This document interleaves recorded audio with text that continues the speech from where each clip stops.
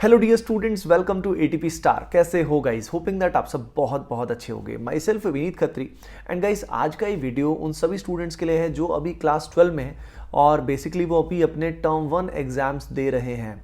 तो काफ़ी बड़ा कन्फ्यूज़न के दिमाग में अभी है कि टर्म 1 एग्ज़ाम ख़त्म होने के बाद वो जेई को किस तरीके से अप्रोच करें, कौन से अटेम्प्ट पे फोकस करें। अगर वो पहले ही अटेम्प्ट पे फोकस कर रहे हैं तो रिवीजन कैसे करें, प्रैक्टिस कैसे करें, दोनों को बैलेंस आउट कैसे करें, और अगर कुछ सिलेबस कंप्लीशन वाला पार्ट बचा हुआ है तो उसको किस तरीके से अप्रोच करें।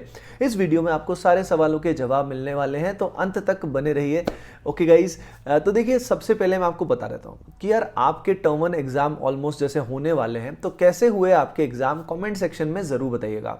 अब देखिए, बोर्ड एग्जाम की जब आपने तैयारी की तो उसकी हेल्प से कहीं ना कहीं आपका प्रिपरेशन लेवल बेटर ही हुआ होगा, वीक नहीं होता है।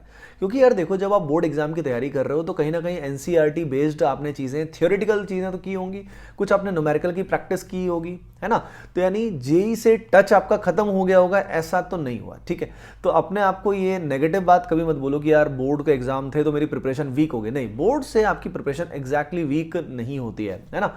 नाउ द पॉइंट इज कि भाई अब इसके बाद करें तो क्या करें। तो यार देखो, सीधी सी बात है, पहली चीज तो आपको ये बिल्कुल अटमोस्ट क्लियर होनी चाहिए कि एग्जाम में क्वेश्चन उन्हीं चैप्टर से आपका हो पाएगा जो आपके रियल में स्ट्रांग है। ये समझना बेहद जरूरी है। सिर्फ पूरा सिलेबस कर लेने से काम नहीं चलेगा। आपका फोकस क्या होना चाहिए कि आपको ज्यादा से ज्यादा चैप्टर्स को स्ट्रांग करना है। क्या तैयार हो इस बात के लिए? क्योंकि देखो यार, पहले तो स्ट्रांग चैप्टर का मतलब समझा देता हूं। स्ट्रांग चैप्टर वो होता है कि जिससे ज्यादातर क्वेश्चंस, खासकर जेईई मेन लेवल के एक बार की अगर हम बात करें, वो आप बिना सॉल्यूशन देखे, बिना डाउट पूछे आप उन सवालों को कर लेते हो। तो वो आपका स्ट्रांग चैप्टर है। अब सबसे पहले जैसे ही आपके टर्म 1 एग्जाम खत्म होते हैं, आपको एनालाइज करना चाहिए कि भाई कौन कौन से ऐसे चैप्टर्स हैं जो आपके रियल में स्ट्रांग है। तो जो स्ट्रांग है उनको तो आप रिवाइज करोगे और प्रैक्टिस करोगे। अब इसके बाद आप सभी जानते हो कि जो आपके अब कमजोर हैं, यानी जो आपने लगभग सिलेबस भी उसका ढंग से नहीं किया हुआ जेईई लेवल का। दूसरा है मॉडरेट, यानी जो एवरेज लेवल पे है। तो यार ये बताओ, सबसे आसान कौन से चैप्टर्स होंगे स्ट्रांग में ले जाने के लिए? भाई सीधी बात है, जो आपके मॉडरेट लेवल पे यानी एवरेज लेवल के, उनको स्ट्रांग बनाना सबसे ईजीएस्ट होगा। तो आपको सिलेबस कंप्लीशन में and revision and problem practice में बैलेंस आउट करना पड़ेगा। ऑन एन एवरेज अगर मैं मानूं कि अगर आपके पास for example 8 hours every day है सेल्फ स्टडी करने के लिए, 8 to 9 आवर्स सेल्फ स्टडी करने के लिए है, तो मैं बोलूंगा कि लगभग एवरी डे 3 आवर्स के आसपास, 2 to 3 आवर्स आप रिवीजन कर सकते हो।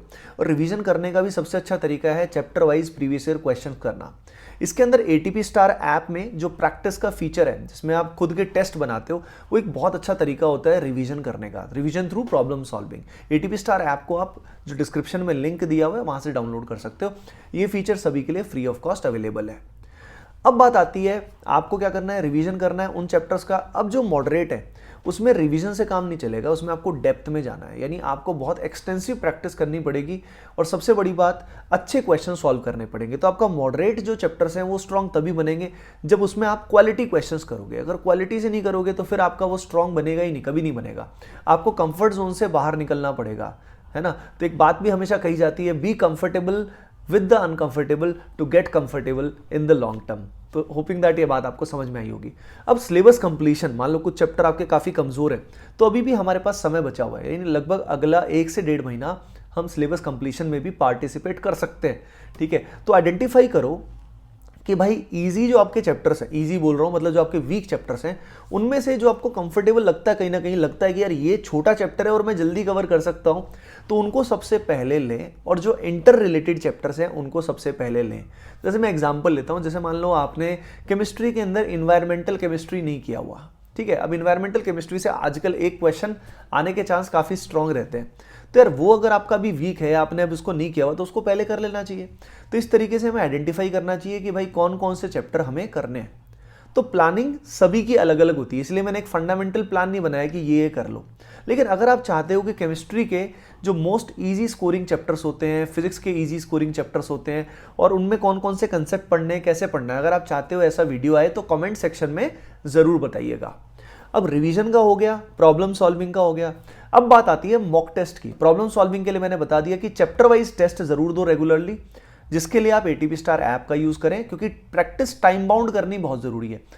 किनकी? खासकर जो आपके स्ट्रांग बन गए ना, उनकी प्रैक्टिस आपको टाइम बाउंड करनी चाहिए। और जो आपके अभी वीक हैं या जो मॉडरेट लेवल पे हैं, उनमें आप नॉर्मल प्रैक्टिस कीजिए, टाइम लगाइए सवालों पे।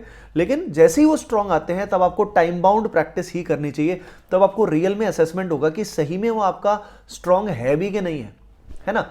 अब बात आती है मॉक टेस्ट की। बहुत सारे स्टूडेंट मॉक टेस्ट बिल्कुल आखिरी में देते हैं। अब कब दोगे यार, इतना टाइम नहीं बचा अपने पास अराउंड 70-80 डेज ही बचे हैं, ठीक है, अगर हम लॉजिकली सोचे तो अगर हमारे पास इतना सा ही समय बचा है तो आप खुद ही सोचिए कि अब मॉक टेस्ट लगभग ऑलमोस्ट एवरी वीक या बाई वीकली आपको फुल लेंथ मॉक टेस्ट देना चाहिए और रियल एग्जाम लाइक कंडीशंस में देना चाहिए। वो मॉक टेस्ट आपको देने चाहिए जिसमें आप एनटीए अभ्यास ऐप का भी यूज़ कर सकते हो, एटीपी स्टार लर्निंग ऐप का भी यूज़ कर सकते हो, एओटीएस जो है एटीपी ऑनलाइन टेस्ट सीरीज, उसको ज्वाइन कर सकते हो, काफ़ी पॉपुलर है स्टूडेंट्स में, ठीक है। तो मॉक टेस्ट देना शुरू करो, उनको एनालाइज करो प्रॉपरली। अब आप में से कई सारे स्टूडेंट्स ऐसे हैं जो खुद से प्लानिंग इतना कुछ करना नहीं चाहते कि भाई स्ट्रॉन्ग कौन सा, मॉडरेट कौन सा, वीक कौन सा, रिवीजन कैसे करेंगे, प्रॉब्लम सॉल्विंग कैसे करेंगे। तो उन सभी स्टूडेंट्स के लिए आप जानते ही हो कि हम लोग लेकर आ चुके हैं rank boosting course. Rank boosting course जो है ये ऑफलाइन भी चल रहा है, कोटा में जो स्टूडेंट्स हैं वो ऑफलाइन आके हमसे पढ़ सकते हैं, और यही बैच ऑनलाइन भी चल रहा है। क्लासेस जल्द ही शुरू होने वाली है। तो डिस्क्रिप्शन में गूगल फॉर्म दिया है, उस गूगल फॉर्म को आप फिल करें, क्योंकि जो पहले कुछ एनरोलमेंट्स हैं उन स्टूडेंट्स के लिए स्पेशल फी बेनिफिट है। तो गूगल फॉर्म को आप as soon as possible fill करो। ओके गाइज, बाकी अपनी तैयारी पूरे जोर शोर से लगे रहो, और जो मैंने बातें बताई हैं ये आपके लिए बहुत बेनिफिशियल है, इनको आप अप्लाई करके देखो, ठीक है ना। और बस keep preparing well, ATP star team is with you, and download ATP star app for unlimited free practice. Okay guys, all the best and love you all.